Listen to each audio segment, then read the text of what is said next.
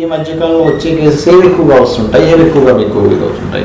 అంత చేతులు ఎత్తేసిన కేసులు, సపోజ్ హెల్ప్లెస్ మా దగ్గరికి వస్తాయి. ఇప్పుడు రుమటైడ్ ఆర్థరైటిస్ ఉంటుంది. రుమటైడ్ ఆర్థరైటిస్ లో వాళ్ళు కార్టిజాన్ స్టెరాయిడ్స్ పెట్టుంటారు, ఇంకా వీక్ అయిపోయి కిడ్నీ ప్రాబ్లం వచ్చి వాళ్ళు వస్తారు రెఫరెన్స్ పెయిన్స్ తగ్గాలని చెప్పి. బ్యాక్ పెయిన్ లో lumbar spondylitis, disc prolapse, sciatica వాళ్ళు అట్లా నెంబర్ ఆఫ్ కేసెస్ వస్తాయి. సమస్యలకు 100% ట్రీట్మెంట్ గ్యారంటీ. 20 సంవత్సరాల ఎక్స్పీరియన్స్ కలిగిన అంతర్జాతీయ హోమియో వైద్యులు డాక్టర్ బెల్లంకొండ నాగేశ్వరరావు గారి ఆధ్వర్యంలో హోమియో ద్వారా 100% ట్రీట్మెంట్. For appointments 8121998560. మీ ఆరోగ్యం మా భరోసా. మాతృదేవోభవ. శ్రీధరియం యూట్యూబ్ ఛానల్ ప్రేక్షకులకి స్వాగతం, సుస్వాగతం. ఈరోజు 21/1/2024 నుండి 27/1/2024 వరకు వార ఫలితాలను మకర రాశి వారికి ఏ విధంగా ఉంది అనేటటువంటి విషయాన్ని ఇప్పుడు తెలుసుకునే ప్రయత్నం చేద్దాం. కేవలం గోచార ఫలితాలు మాత్రమే జాతక ఫలితాలు కావు. అది కూడా ఒక వారానికి మాత్రమే మనం చెప్పుకుంటున్నాము. ఇందులో ఎక్కువ గ్రహాలు అననుకూలంగా ఉన్నాయని, అనుకూలంగా తక్కువ గ్రహాలు ఉన్నాయని కంగారు పడాల్సినటువంటి పని లేదు. దాని పరిష్కారాలు అన్నీ చెప్పుకున్నట్టుగా చేసుకోండి. అయినా వారం రోజులంటే ఎంతో గడవాలి, చాలా తక్కువ సమయం కాబట్టి దీని గురించి కంగారు పడక్కర్లేదు. ఇది జాతకంతో అనుసంధానం చేసుకున్నప్పుడు మనకి ఫలితాలు కొంచెం వాటి ప్రభావం ఎక్కువ ఉంటుంది. అందుచేత అప్పుడు సరి అయినటువంటి ఫలితం అప్పుడే మనకు తెలుస్తూ ఉంటుంది. ఖచ్చితంగా జాతకంతో అనుసంధానం చేసుకోవాలి. ఈ జాతకంలో ఒక భాగం మాత్రమే ఇది. ఇండివిజువల్గా ఇది ఒకటి ఫలితాలు చెప్పుకోవటం వల్ల అంత శుభ ఫలితాలు కానీ అంత అశుభ ఫలితాలు కానీ రెండూ ఉండవు. అంతేకాకుండా మరి కొంతమంది మిత్రులు చెప్తున్నట్టుగానే వద్దులండి అవన్నీ ఎవరు వద్దు, కానీ ఈ గోచారంలో మాత్రం యోగాలంటూ ఏ రెండు గ్రహాల యొక్క యుతి వలన చెడు యోగం, దుర్యోగం కానీ మంచి యోగం కానీ ఏర్పడదు అని పెద్దలు చెబుతూ ఉంటారు. అది యోగాలు ఉన్నట్టుగా కొంతమంది మరి చెప్తున్నారు. మరి అది ఎంతవరకు యథార్థమని అయితే నాకైతే తెలియదు, కానీ నా పరిజ్ఞానం సహకరించిన వరకు గోచారంలో యోగాలంటూ ఉండవు. ఏ రెండు గ్రహాలు కావచ్చు, ఏ మూడు గ్రహాలు కావచ్చు, యుతి వలన ఒక యోగం అంటూ ఏర్పడదు అని నేను నాకు తెలిసినంత వరకు చెప్తున్నాను. ఓకే, ఇప్పుడు ఏంటంటే ఇప్పుడు మనం గ్రహచారం గురించి, ఇప్పుడు మకర రాశి వారి గురించి మనం చర్చించే ప్రయత్నం చేద్దాం. జన్మంలోనే రవి ఉన్నారు, రాశిలోనే రవి ఉన్నారు. ఆ రవి శుభఫలితాన్ని ఇవ్వజాలరు. జన్మంలో రవి వల్ల కొంచెము అహంకారంగా ఉండేటటువంటి మాటలు రావటము, కొంచెం ఆ రవి యొక్క ప్రభావం ఆ శరీరం మీద పడటము, ఆరోగ్య విషయంలో ఓకే అయినప్పటికీ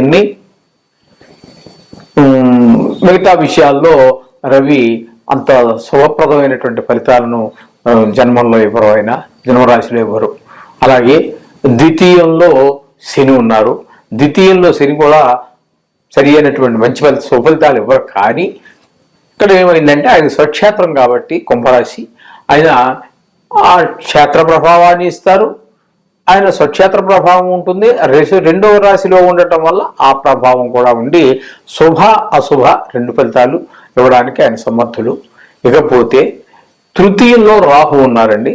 తృతీయంలో రాహు మాత్రం మంచి ఫలితాలు ఇస్తారు. ఈయన అందరి యొక్క సహాయ సహకారాలు స్కూల్లో కావచ్చు, వ్యాపారంలో కావచ్చు, వృత్తిలో కావచ్చు, ఉద్యోగంలో కావచ్చు, వ్యవసాయంలో కావచ్చు, వీరు ఏం చేస్తూ ఉంటారో ధన విషయంలో కావచ్చు, ఖర్చుల విషయంలో కావచ్చు, ఏ విషయాన్ని తీసుకున్నప్పటికీ కూడా రాహు ఈయనకి చక్కగా ఈ మకర రాశి వారికి అనుకూలమైనటువంటి ఫలితాలు ఇస్తారనలో ఎట్టి సందేహం లేదు. ఇకపోతే చతుర్థంలో గురువు ఉన్నారండి. చతుర్థంలో గురువు కూడా అంత శుభ ఫలితాలను ఇవ్వడానికి అవకాశం లేదు.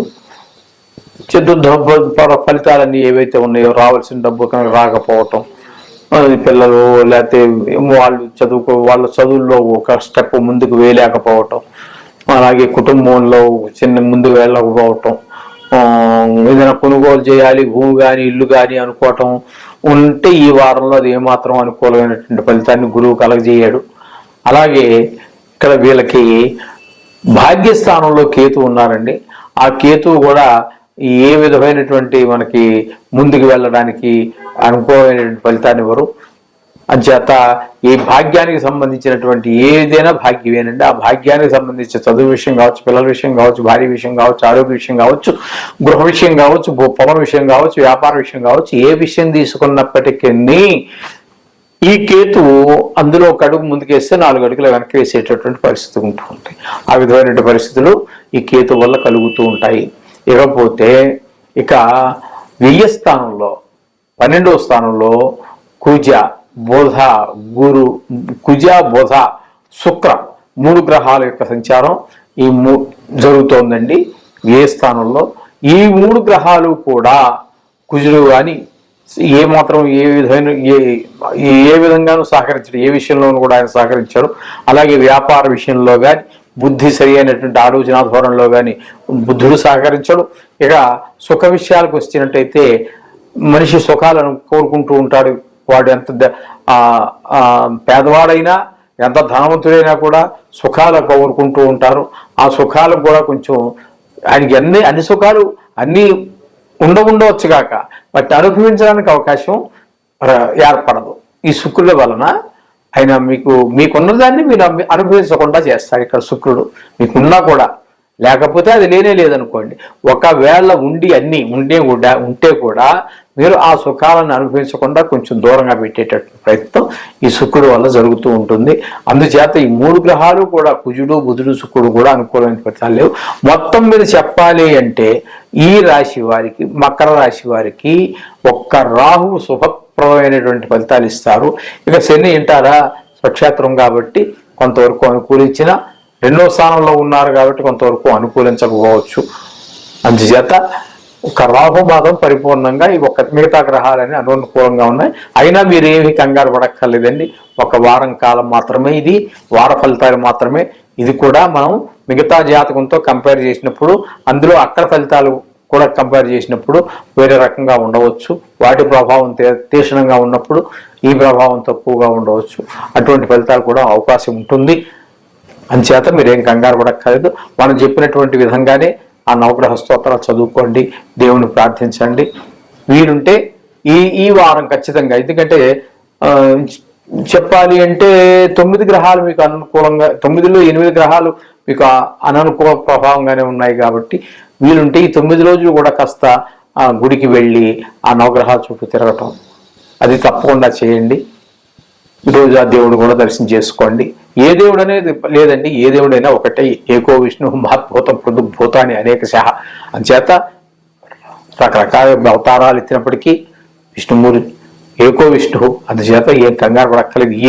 ఏ దేవుడైనా పర్వాలేదు, అమ్మవారైనా పర్వాలేదు, అన్నీ ఒకటే. అంచేత ఈ గుడి, ఆ దేవుడు, ఈ గుడి అని చెప్పేసి మీరు దాన్ని మళ్ళీ విడదీసి మళ్ళీ దాన్ని ఏదో చేయవద్దండి. ఆ దేవుడి ప్రభావం ఎక్కువ, ఈ దేవుడి ప్రభావం ఎక్కువ అని చెప్పేసి చెప్పడంలో అంత సమంజసం అని అనుకోను నేను. అంచేత ఏ దేవుడైనా, ఏ అమ్మవారైనా, ఏదైనా పర్వాలేదు. మన హిందూ దేవుళ్ళు ఏ గుడికైనా వెళ్ళండి, చక్కగా నవగ్రహాలు తిరగండి, ఆ దేవుని పూజించుకోండి. మీకు అన్ని శుభాలు జరగాలని ఆ దేవుని ప్రార్థిస్తూ శుభం పూయాలి.